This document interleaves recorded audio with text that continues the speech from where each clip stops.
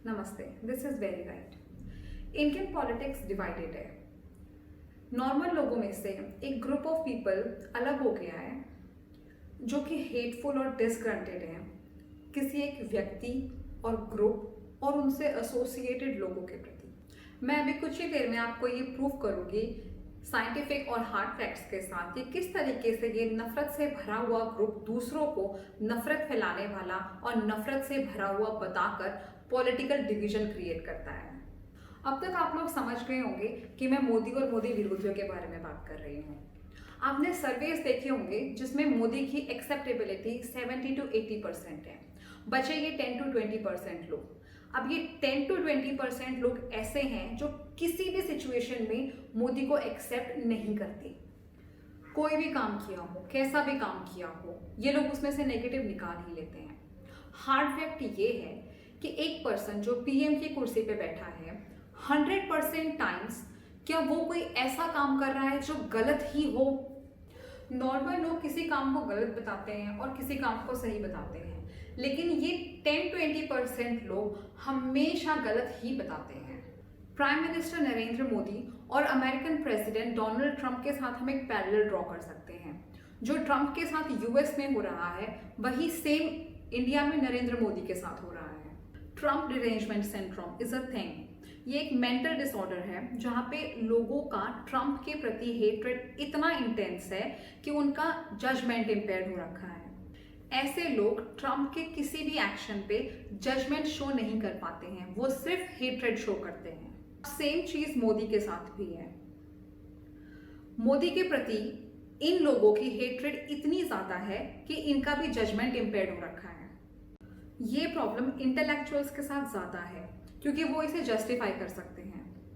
Normal लोग इसे ignore कर देते हैं, लेकिन इंटेलेक्चुअल्स अपने कुतर्कों के साथ इसे जस्टिफाई कर लेते हैं। हम एग्जाम्पल ले लेते हैं सीएए का, सिटीजनशिप अमेंडमेंट एक्ट। ये पार्लियामेंट में मेजॉरिटी के साथ पास हुआ था। ऐसा नहीं है कि सिर्फ इसे रूलिंग कोएलिशन ने ही सपोर्ट किया था, बाकी पार्टीज और मेंबर्स ने भी इसको सपोर्ट किया था।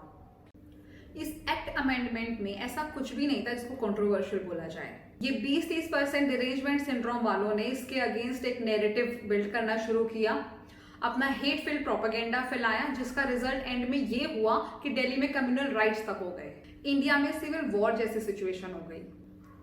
अब एक रिसेंट का एग्जाम्पल ले लेते हैं।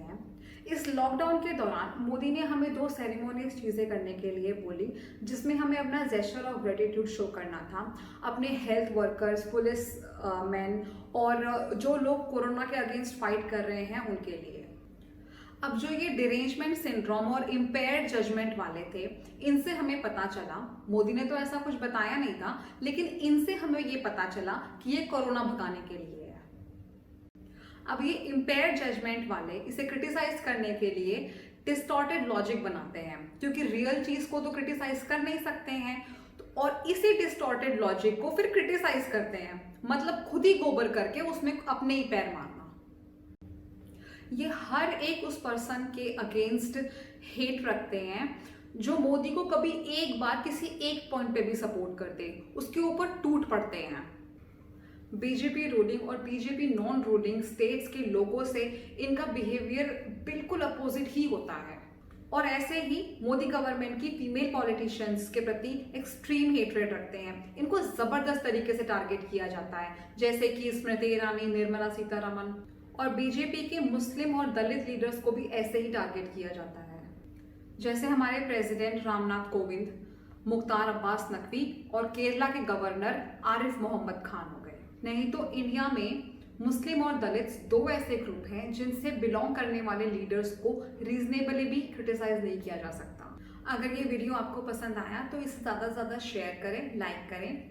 अभी तक अगर आपने मेरे चैनल को सब्सक्राइब नहीं किया तो प्लीज़ कर लीजिए, क्योंकि फ्यूचर में कंटेंट और भी ज़्यादा मज़ेदार और सरप्राइजिंग होने वाला है।